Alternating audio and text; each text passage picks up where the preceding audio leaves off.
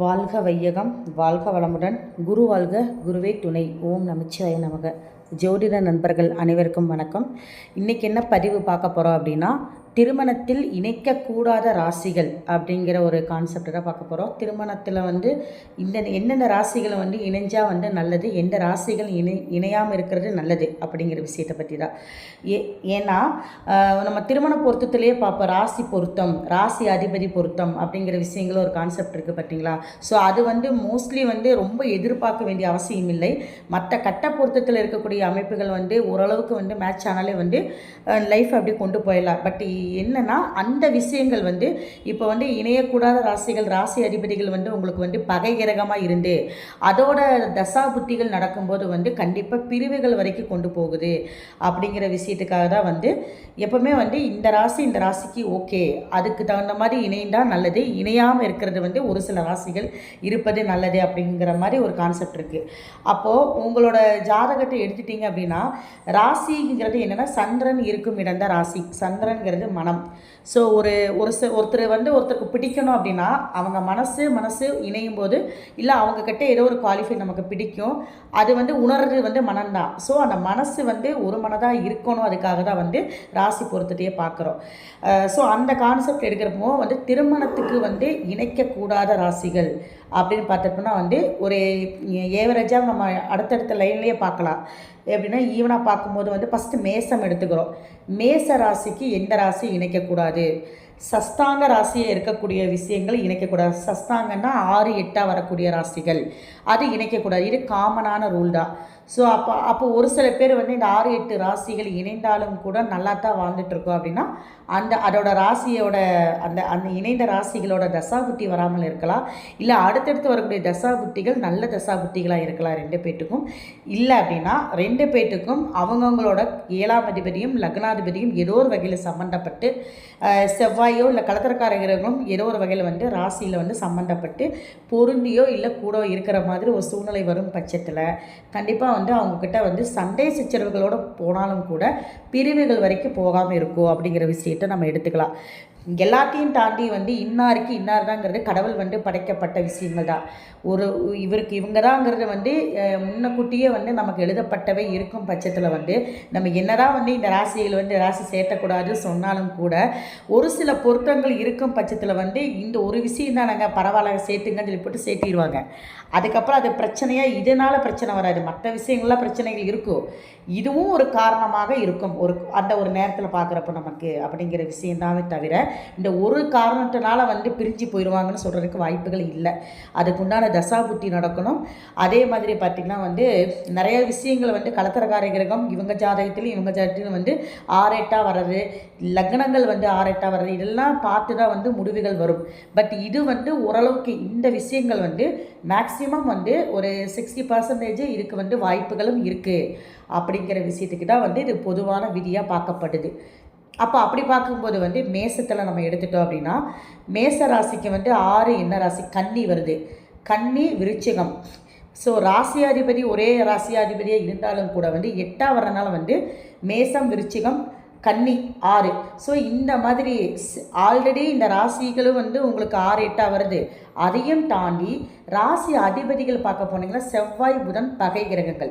So இவங்கக்கிட்ட இந்த மாதிரி ராசி அதிபதிகள் இந்த ராசி அதிபதிகள் சேர்க்கும் போது கண்டிப்பாக இவங்களுக்குள்ள எந்த ஒரு விஷயத்துலையும் ஒரு பரஸ்பரமான ஒரு ஈடுபாடு இருக்காது. பிடிச்சது பிடிக்காதது இந்த மாதிரி புரிதல் தன்மைங்கிறது இவங்கக்கிட்ட ரொம்ப குறைவாக தான் இருக்கும். ஸோ இது பெரிய மைனஸாக தான் இருக்குது. திருமண பொருத்தத்திலும் சரி, திருமண வாழ்க்கையில் ஒரு புரிதல் தன்மை இல்லாமல் போகிறதுக்கு மேக்சிமம் புரிதல் தன்மை தான் வேணும். எந்த ஒரு பிரச்சனையிலையும் பார்த்துக்கலாங்கிற ஒரு அனுசரிப்பும் வேணும். அதே மாதிரி 2 பேத்துக்குள்ளேயும் ஒரு அந்நியோன்யம் வேணும். ஸோ இந்த விஷயத்துக்கு செவ்வாய், புதன் பகை கிரகம் ஒரு வகையில் நெக்ஸ்ட்டு 6, 8 ராசியாக வரதுனால கண்டிப்பாக சேர்த்தக்கூடாது. இது ஒரு கான்செப்ட். இந்த விஷயத்தை நம்ம பார்க்கணும். அடுத்தது ரிஷபத்துக்கு எடுத்துக்கிட்டிங்க அப்படின்னா இது ரெண்டு பேர்த்துக்குமே, ஆணுக்கும் சரி பெண்ணுக்கும் சரி 2 பேர்த்துக்குமே பார்க்க வேண்டிய அமைப்பு தான் இது. ஓகேங்களா? ஸோ ரிஷபத்துக்கு எல்லா ராசிக்கும் 6, 8 வர்றது நீங்கள் சேர்த்தக்கூடாது, அவ்வளோ சிம்பிள் மேட்ரு. இதை தாண்டி வேறு என்ன விஷயங்கள் சேர்த்தக்கூடாதுன்னா உங்களுக்கு 12வது இடமாக வரக்கூடிய, அதாவது ரிஷபத்துக்கு 12ல் மேசம். மேசம் இருக்கும் பட்சத்தில் அவங்களையும் சேர்த்தக்கூடாது. ரிஷபத்துக்கு அடுத்தது வந்து மிதுனம் வருதுன்னா அது சேர்த்திக்கலாம். ஏன்னா உங்கள் பெண்ணோட ராசியிலேருந்து 2வது ராசி சேர்த்திக்கலாம். ஆனால் 12வது ராசிங்கிறது வந்து ஆண் பெண்ணுக்கு வரும் பட்சத்தில் வந்து 12 வரும்போது அவங்களால வந்து நிறைய விஷயங்கள் விரயங்கள் வர்றதுக்கு வாய்ப்புகள் இருக்குது. செலவுகள் இந்த மாதிரி விஷயங்களாக இருக்குமே தவிர அந்தளவுக்கு ஒரு என்ன சேமிப்புங்கிற விஷயங்கள் அந்த இடத்துல குறைவாக தான் இருக்கும் அப்படிங்கிறத எடுத்துக்கலாம். ஓகேங்களா? ஸோ 2வது ராசிங்கிறப்ப வந்து நல்லா தான் இருக்கும். ஸோ பிரச்சனைகள் பெருசாக இருக்காது. இன்னொன்று வந்து ரிஷபத்துக்கு 2வது ராசி புதன் தான் வருவார். சுக்கிரனும் புதனும் நட்பு கிரகங்கள். ஸோ இந்த கான்செப்ட் பார்க்குறப்போ நல்லாவே இருக்கும். அப்போ அதுலேயும் வந்து நீங்கள் என்ன பண்ணணும் அப்படின்னா இதுக்கு 6 8 ரிஷபத்துக்கு சுக்கிரன் துலாமையும் சேர்த்தக்கூடாது. ஒரே இதாக வரும். 6 சம்மந்தப்பட்டது வரும். அதுக்கடுத்தது வந்து என்ன வரும்? தனுசு. ஸோ எப்பவுமே பார்த்தீங்கன்னா பகை கிரகம் வந்துச்சு பார்த்தீங்களா? சுக்கிரனும் குருவும் பகை கிரகம். ஸோ இந்த கான்செப்டையும் நம்ம எடுத்துக்கணும். சரிங்களா? அடுத்தது பார்த்தீங்க அப்படின்னா மிதுனத்துக்கு வந்து புதன். இதுக்கு வந்து புதன் சனி ஒரு வகையில் நட்பு கிரகங்கள் சொல்லப்பட்டாலும் கூட சஸ்தாங்கமாக இருக்கிறனால வந்து அந்த புதனுக்கு வந்து மிதுனத்துக்கு வந்து மகரம், இந்த ஒரு கான்செப்ட் அதுவும் வந்து சேர்த்தக்கூடாது. அதே மாதிரி பார்த்தீங்க அப்படின்னா வந்து அதே குரு பகவானும் வருவார், தனுசு வருவார். பாதகாதிபதி ஒரு வகையில் இருந்தாலும் கூட புதன் குரு ஒரு பக்கம் வந்து ஓகே அப்படின்னு எடுத்துக்கிட்டாலும் கூட பாதகாதிபதியாக வரனால வந்து மோஸ்ட்லி தவிர்த்துக்கிறது நல்லது. ஸோ இதில் வந்து இன்னொரு கான்செப்ட் வந்து 8ஆம் இடம் வருது, 6ஆம் இடம் இதுக்கு 6ங்கிறது வந்து செவ்வாய், இதுலேயும் விருச்சிகம் வந்துருச்சு. ஸோ புதன் அதாவது மிதுனம் விருச்சிகம் இது வந்து உங்களுக்கு மைனஸாக இருக்குது. ஸோ அந்த கான்செப்ட் எல்லாமே பார்த்தீங்கன்னா நட்பு கிரகத்தை விட பகை கிரகங்களோட தான் 6 8 வரும். ஸோ அது உங்களுக்கு இன்னும் கொஞ்சம் ஈஸியாகவே புரிகிற மாதிரியே வந்துடும். ஓகேங்களா? அடுத்தது பார்த்தீங்க அப்படின்னா கடகராசிக்காரங்க எப்பவுமே பார்த்தீங்கன்னா அதுக்கு ஆப்போசிட்டாக இருக்கக்கூடிய உங்களுக்கு மகரத்தை விட கும்பத்தை சேர்த்தக்கூடாது. ஸோ சனீஸ்வர பகவான் தான் வருவார்.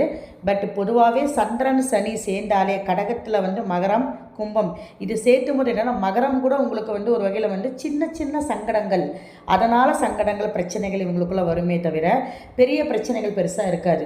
சனி சந்திரன் சேர்ந்தாலே என்னென்னா புணர்ப்பு, அது ஒரு வகையில் 2 பேருமே ரெண்டு ஒரு ராசியும் வந்து சந்திரன் சனி புணர்ப்பு இருக்கும்போது எந்த ஒரு நல்ல விஷயங்களை செய்யும்போது சுபகாரியங்கள் செய்யும்போது ஒரு தடை ஏற்படுறதுக்கு வாய்ப்புகள் அதிகம். அதனால தான் வந்து நம்ம வந்து கடகத்துக்கும் சிம்மத்துக்கும் மகரம் கும்பம் சேர்த்த வேண்டாம், அது ஒரு வகையில் வந்து சொல்கிறோம். இன்னொரு வகை ஏன் அப்படின்னா சந்திரன் சனிங்கிறது வந்து சின்ன சின்ன விஷயத்த சங்கடத்தை கொடுக்கும். ஒன்றுமே இல்லாத விஷயத்துக்கு பிரச்சனை பண்ணுவாங்க. ஒன்றுமே இல்லாத விஷயத்துக்கு 2 பேருக்கு பிரச்சனை வரும். பெரிய பிரச்சனையெல்லாம் பெருசாக தெரியாது, சின்ன பிரச்சனையும் பெருசாக பேசுவாங்க. இந்த கடகராசிக்காரங்களும் சரி மகரமும் சரி. கும்பம் வந்து 8வது ராசியாக வரனால சேர்த்தக்கூடாது. அடுத்தது பார்த்தீங்க அப்படின்னா வந்து சிம்மத்துக்கு வந்து ஆல்ரெடி சனி சூரியனும் பகை தான். ஓகேங்களா? ஸோ ஈகோ சம்மந்தப்பட்ட பிரச்சனைகள் கண்டிப்பாக இவங்களுக்குள்ளே வரும் அப்படிங்கிற விஷயம் இருக்கிறனால வந்து மோஸ்ட்லி வந்து சனி மறைந்து இருந்தால் சேர்த்திக்கலாம். ஓகேங்களா? இந்த ராசி மோஸ்ட்லி வரக்கூடாது.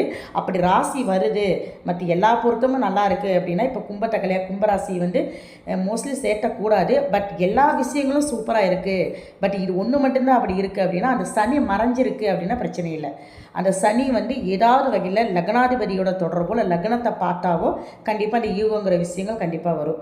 அதை மட்டும் தவிர்த்துட்டா நல்லாயிருக்கும் அப்படிங்கிற விஷயத்தை எடுத்துக்கலாம். ஸோ ஓவராலாக பார்த்தா அந்தந்த கிரகங்கள் அந்தந்த தசை அந்த ராசிக்கு வந்து ராசி சரியில்லைன்னு சொன்னாலும் அந்த ராசியோட அதிபதி வந்து லக்னாதிபதியோட இணையாமல் இருந்தாலே ஓகே, அது ஒரு வகையில் வந்து நல்லது. நான் சொன்ன மாதிரி இப்போ மேசம்னா நமக்கு கன்னி ஆகாதுன்னா செவ்வாய் கூட புதன் இணையாமல் இருக்கணும், இணையாமல் இருந்தால் நல்லது. அந்த மாதிரி தான் நம்ம எடுத்துக்கணும். சரிங்களா? அப்போ அடுத்தது பார்த்திங்க அப்படின்னா கன்னி. ஸோ கன்னி வந்து பார்க்குறப்ப வந்து கன்னிக்கும் பார்த்திங்கன்னா கும்பம் அந்த விஷயத்தையும் நமக்கு எடுத்துக்கணும். அதுக்கப்புறம் பார்த்திங்க அப்படின்னா வந்து மேசம், அதுவும் வந்து ஒத்து வராது. ஸோ ஆல்ரெடி செவ்வாய் புதன் பகை கிரகம் வந்துருச்சு. சரிங்களா? ஸோ இந்த மாதிரி 6 8 காம்பினேஷன் வந்துருச்சு. அதே மாதிரி அதிபதிகளோட பகை கிரகமும் வந்துடுது அப்படிங்கிற விஷயத்தை எடுத்துக்கலாம். ஸோ நெக்ஸ்ட்டு பார்த்திங்கன்னா துலாத்துக்கு வந்து மேசம் ஓகே, ஏன்னா செவ்வாய் சுக்கிரன் எப்பவுமே நட்பாக இருக்குது. அது தாம்பத்திய விஷயமும் சரி நல்ல ஒரு இணக்கமான விஷயங்கள் அவங்களுக்குள்ளே இருக்குன்னு எடுத்துக்கலாம். விட்டு கொடுக்க போகிறது எல்லாமே வந்து நல்லா இருக்குன்னு எடுத்துக்கலாம். செவ்வாய் சுக்கிரனுக்கு வந்து ஒரு சில விஷயங்கள் சொல்கிறாங்க, பட் அதுக்கு வந்து நிறைய விதிவிலக்குகள் இருக்குது. அதனால் வந்து செவ்வாய் சுக்கிரன் சேர்க்கையினாலே வந்து பெண்கள் விஷயத்தில் வந்து வேறு மாதிரி வந்து விஷயங்கள் சொல்கிறாங்க, அது வந்து ஏற்புடையதாக இல்லை. நிறைய அதுக்கு விதிவிலக்குகள் இருக்கிறனால வந்து அதை நெகட்டிவாக எடுத்துக்க வேண்டிய அவசியம் இல்லை. செவ்வாய் சுக்கிரன் வந்து ஒரு வகையில் கடத்தரக்கார கிரகங்கள் அப்படிங்கிறப்ப வந்து அந்த மாதிரி சேரும்போது இன்னும் நல்லாவே இருக்கணும் அப்படிங்கிற விஷயத்தை நம்ம எடுத்துக்கலாம். சரிங்களா? சரிங்களா. அடுத்தது பார்த்திங்கன்னா விருச்சிகம். விருச்சிக ராசிக்கு பார்த்திங்க அப்படின்னா கண்டிப்பாக வந்து மேசம், அதே மாதிரி வந்து அதுக்கு ஆப்போசிட்டு விருச்சிகத்துக்கு மிதனம். ஸோ இதுவும் வந்து சேர்த்தக்கூடாது. அதெல்லாம் வந்து இந்த மாதிரி விஷயங்கள் வந்து நம்ம எடுத்துக்கிறது நல்லது. ஓகேங்களா. அடுத்தது வந்து தனுசு ராசி. தனுசுக்கு வந்து எப்பவுமே வந்து நல்ல கிரகங்கள், நட்பு கிரகங்கள் சொல்கிற, அதாவது வந்து சுக்கிரன் வந்து பகை கிரகமாக வந்துடும். ஸோ அதனால் வந்து ரிஷபத்தை சேர்த்தக்கூடாது.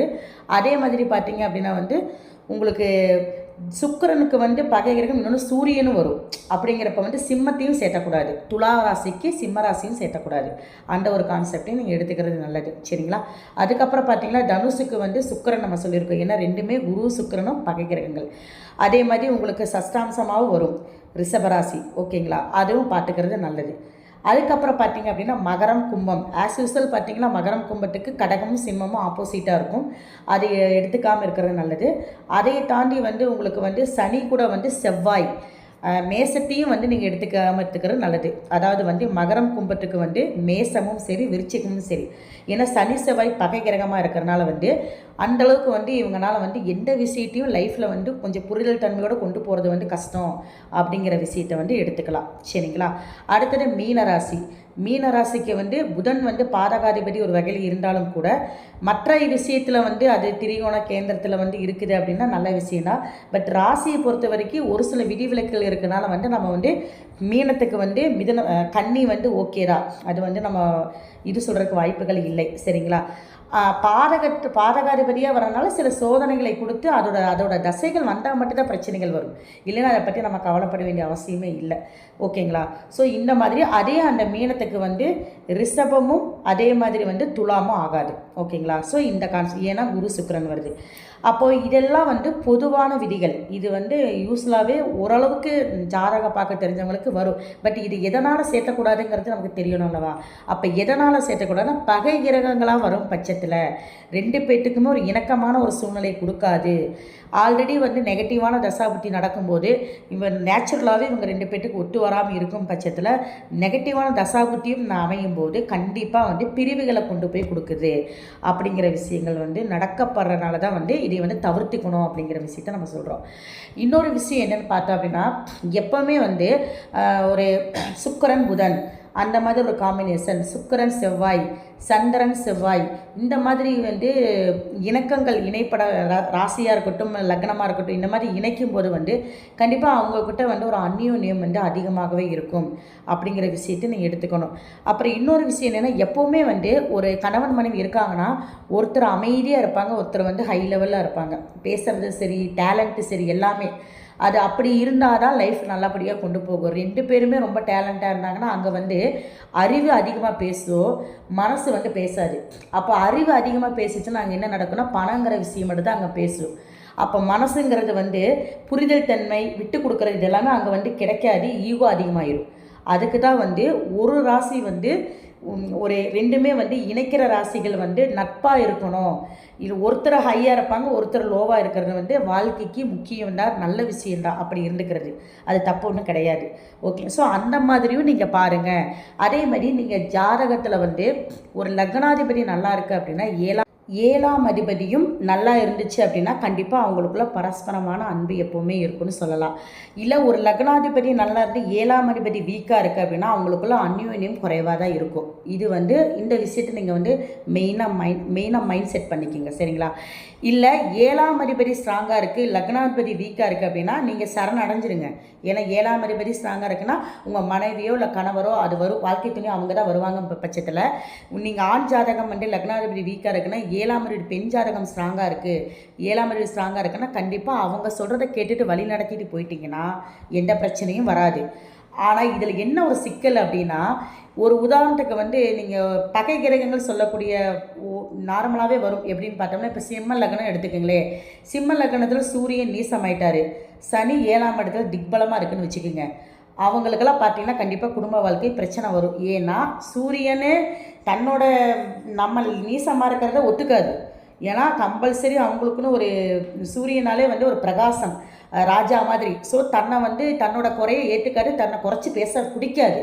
அப்போது அந்த சூரியன் வந்து சிம்ம லக்னக்காரங்க வந்து சிம்ம லக்னமும் சிம்ம ராசி, பட் லக்னம் மெயின். அதுக்கு ஆப்போசிட் 7 திக்பலமாக இருக்கனால சனி தான் ஆட்சி பெற்று பயங்கரமாக திக்பலமாக இருக்கனால ரொம்ப அதிபலமாக இருக்கிறாரு. ஸோ அவங்களோட விஷயங்கள் வந்து நீங்கள் கேட்கணுங்கிறது அவங்க நினைப்பாங்க. ஓகேங்களா? அப்போ அவங்களோட தலையீடுகள் குடும்பத்தில் அதிகமாக இருக்கும். அவங்க தான் நிர்வாக திறமையை எடுத்து நடத்தணும்னு நினைப்பாங்க. அவங்க சொல்கிறது நீங்கள் கேட்கணும்னு நினைப்பாங்க. இது எல்லாமே நடக்கணும் அப்படின்னு வந்து அந்த 7 திக்பலம் பெற்ற சனி பகவான் அவராகி மனைவின்னு சொல்லக்கூடிய கிரகம் வந்து பலமாக இருக்கும். ஆனால் இதே வந்து இந்த சூரியன் வந்து நீசமாக இருக்கிறனால வந்து அவங்க ஒத்துக்க மாட்டாங்க. ஸோ அதனால் ஒரு பிரச்சனைகள் வரும், ஈகோ வரும். அப்போ வந்து இவங்களுக்குள்ளே வந்து மிஸ் அண்டர்ஸ்டாண்டிங் நிறையா வர்றதுக்கு வாய்ப்புகள் இருக்குது. இதே நீங்கள் நட்பு கிரகமாக எடுத்துக்கங்களேன். இப்போ உதாரணத்துக்கு வந்து சுக்கிரன் புதன் இருக்குதுன்னு வச்சுக்கிங்களே, இல்லை சுக்கிரன் புதன் இருக்கும்போது என்ன ஆகுன்னா, கண்டிப்பாக வந்து சுக்கிரன் வந்து உச்சமாக இருக்குது, இல்லை புதன் நீசமாக இருக்குது, இல்லை புதன் உச்சமாக இருக்குது, சுக்கிரன் நீசமாக இருக்குதுன்னு வச்சுக்கிங்களேன், இவங்களுக்குள்ளே வந்து அந்தளவுக்கு வந்து ரொம்ப வந்து ஒரு பிரச்சனை பெருசாக வராது. ஏன்னா 2 கிரகமே வந்து ஜாலியாக இருக்கிற கிரகம், 2மே ஜாலியாக இருக்கணும், ஜாலியாக பேசணும். அதில் ஒருத்தர் வந்து அதிகப்படியான பொறுப்பு எடுத்துகிட்டு இவங்க நல்லதுன்னு நினைப்பாங்க, நமக்கு பிரச்சனை குறைஞ்சிது அவள் எடுத்துக்கிட்டால் பரவாயில்லன்ட்டு இவங்க நினைப்பாங்க. இவங்களுக்குள்ள அந்த ஈகோ வராது. ஸோ இவ்வளோதான் விஷயம். இந்த மாதிரி தான் நம்ம ஜாதகத்தில் வந்து எது பலம் எது பலவீனங்கிற பார்த்து முடிவு பண்ணணும். ஸோ அதே மாதிரி வந்து உங்கள் லக்னத்தில் உங்கள் ஜாதகத்தில் லக்னாதிபதியும் 7ஆம் அதிபதியும் சப்தமாக பார்வையாக இருக்கிறது ரொம்ப நல்லது. அதே வந்து பகை கிரகமாக இல்லாமல் இருந்தால் ஓகேங்களா? சனி சூரியன் இந்த மாதிரி. அது இல்லாமல் வந்து 7ஆம் அதிபதி லக்னாதிபதி சாராவாங்க, லக்னாதிபதி 7ஆம் அதிபதி சாராவானா கூட ஒரு சில விஷயத்தில் விட்டு கொடுத்து போவாங்க, பிரச்சனைகள் பெருசு பண்ணாமல் போவாங்க. அந்த ஒரு விஷயத்தை வந்து எடுத்துக்கலாம். சரிங்களா? நிறையா இடத்துல பார்த்தீங்கன்னா டைவர்ஸ் கொடுக்க மாட்டேன்னு சொல்கிறவங்க ஜாதகம்லாம் பார்த்தீங்கன்னா லக்னாதிபதி 7ஆம் அதிபதி சாரம் வாங்கியிருக்கும், இல்லை 7ஆம் அதிபதி லக்னாதிபதி சாரம் வாங்கியிருக்கும், இல்லை 7ஆம் இடத்துல லக்னாதிபதி இருக்கும், இல்லை லக்னத்தில் 7ஆம் அதிபதி இருக்கும். இதெல்லாம் வந்து சூப்பரான அமைப்பு. இப்படி ஒரு அமைப்பு இருக்கிற ஜாதகத்தை எடுத்துட்டிங்க அப்படின்னா பிரிவுகள் வந்த தசைகள் வந்தாலும் கூட ஒரு நேரம் பிரிஞ்சாலும் கூட ஒரு நேரம் ஒன்று சேர்றதுக்கு வாய்ப்புகள் அதிகமாக இருக்குது அப்படிங்கிற விஷயத்தை நீங்கள் புரிஞ்சுக்கிட்டால் ஓகே. சரிங்களா? ஸோ நிறைய விஷயங்கள் இருக்குது. பொதுவான விதிகளை பற்றி தான் இப்போ நம்ம சொல்லியிருக்கோம். ஸோ மீண்டும் அடுத்த பகுதிகளில் சந்திப்போம். நன்றி, வணக்கம்.